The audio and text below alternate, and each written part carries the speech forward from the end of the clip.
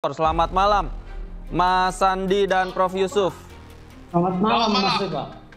Saya ingin ke Mas Sandi terlebih dahulu. Mas Sandi, apa yang menjadi motivasi Anda kemudian mengunggah hal tersebut ke dalam akun X Anda?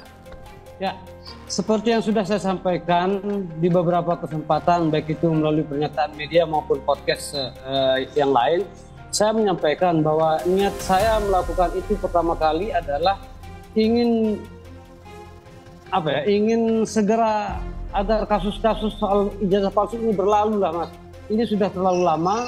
Bayangkan kalau kita bicara kronologinya itu sejak tahun 2013-2014. Ini kan mau hampir 10 tahun, Mas, persoalan-persoalan ini. Makanya saya pada saat itu setelah selesai melakukan riset, ya kira-kira sekitar 1,5 bulan, saya mencoba untuk memposting ijazah itu, Mas. Apa hasil riset yang Anda temukan terkait ijazah ini? Nah, sebenarnya bukan ijazah ini saja yang saya riset, karena dari awal kan tuduhan terhadap Pak Jokowi ini kan beragam ya. Artinya ada level-level, ada tahap-tahap. Awalnya kan dulu Pak Jokowi itu sempat dikatakan tidak pernah kuliah, Pak, tidak pernah tercatat sebagai mahasiswa UGM. Nah, kemudian saya coba untuk ke jalan mencari informasi, data dan fakta, dan saya menemukan bahwa ada majalah Perintis itu sebagai panduan saya, majalah si penmaru atau Perintis istilahnya itu, Mas. Yang kemudian saya coba jalan menemui orang-orang yang ada di sana berdasarkan petunjuk dari teman-teman Pak Jokowi yang sudah saya sempat temui sebelumnya. Lalu kemudian saya tanyakan bagaimana proses pada saat Pak Jokowi berkuliah, sehingga saya akhirnya menemukan beberapa data dan fakta yang meyakinkan saya bahwa ijazah itu memang benar-benar asli. Oke, ijazah itu kemudian Anda posting di akun X milik Anda sendiri? Ya, sebenarnya ijazah itu kan sudah mengalami apa istilahnya ya itu ya. Kalau kita berbicara masalah data-data digital, itu kan sudah mengalami salinan berapa kali ya. Karena kalau saya nilaiin ya, karena itu kan itu teman yang saya memberikan saya itu juga mengatakan bahwa itu sudah diposting oleh UGM pada tahun 2022. Oke, baik. Saya ke Prof. Yusuf. Prof, ya. Latar belakang Anda melaporkan Mas Sandi ini apa? Oh, gampang sekali, Pak. Kan di pengacara Jokowi bilang tidak pernah sebar ijazah itu. Kenapa dia sebar? Nah, itu lihat. Walaupun sudah ada banyak akun yang memang memposting ijazah tersebut. Iya, tapi kan ini Sandi sendiri kan bilang itu asli. Jadi saya kaget. Kemudian di tanggal itu 1 April kan. Di tanggal 2 April dia bilang aslinya ada di lemari Jokowi. Ya, berarti dia dengan Jokowi ini bersatu dia, atau dia diperalat Jokowi untuk supaya bisa mempengaruhi publik bahwa dia Jokowi punya ijazah.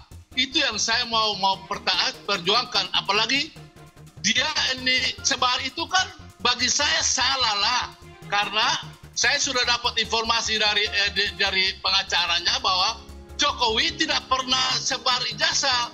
Berarti tadi yang Sandi bilang tahun 2022 tanggal 1 tidak benar itu, Pak, itu bohong. Oke. Pengacaranya bilang tidak kok. Kenapa kau pintar-pintar aja kau? Itu bohong, Mas Sandi. Silakan dijawab.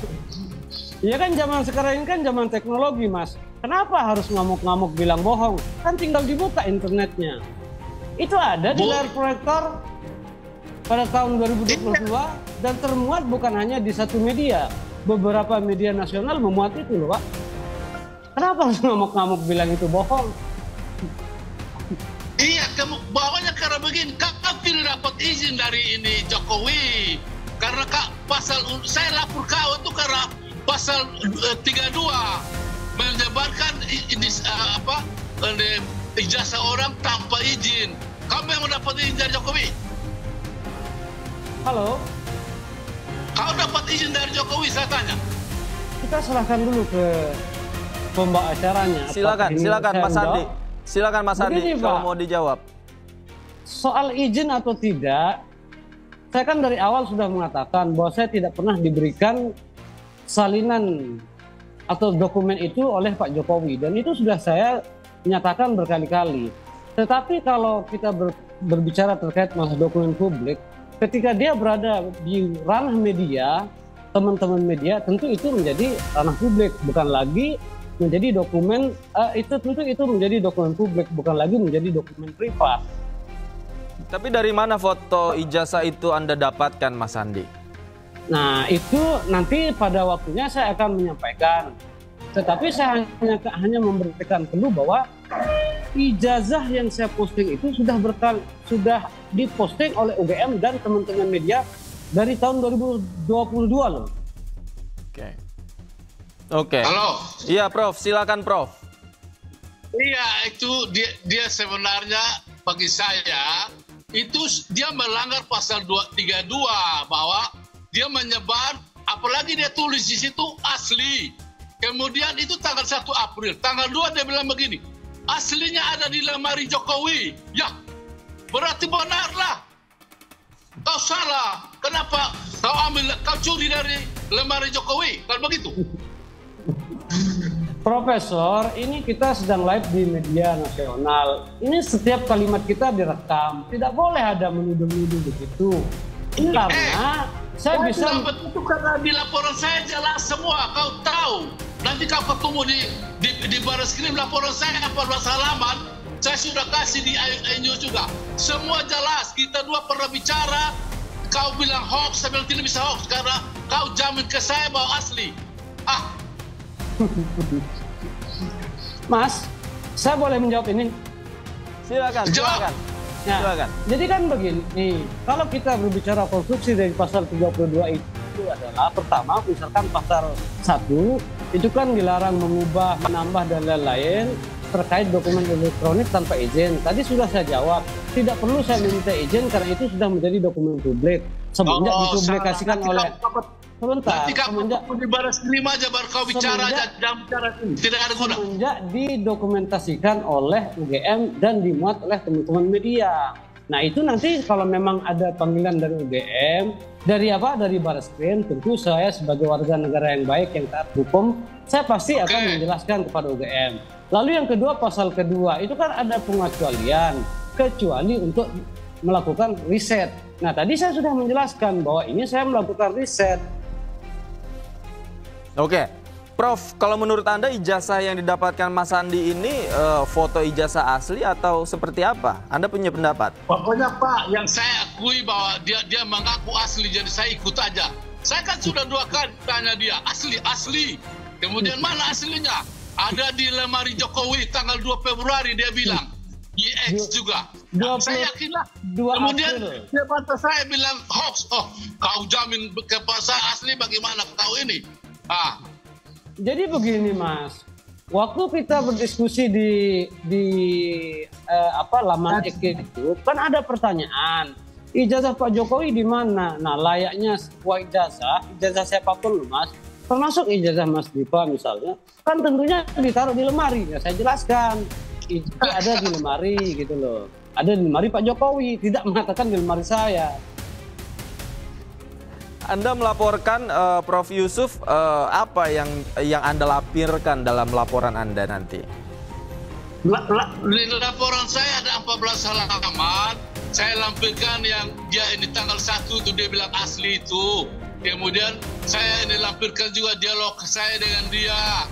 Kemudian ada banyak orang yang protes, semua link-link yang saya sudah ada 14 halaman tuh saya buat semua. Jadi nanti kalau bisa ini saya sebarkan, tapi bagi saya sudah lengkap lah.